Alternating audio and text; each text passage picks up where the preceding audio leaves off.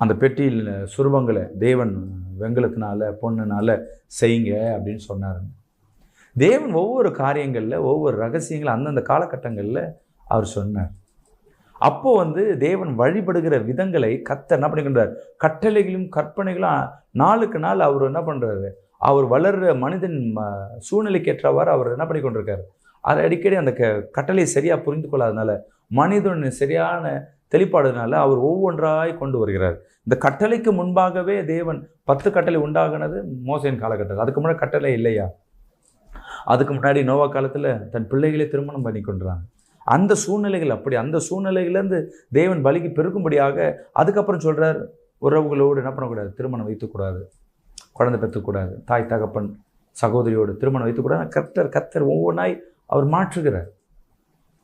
மனிதன் சூழ்நிலைக்கு ஏற்றவர் படைப்பு ஒவ்வொரு காரியங்கள். இப்போது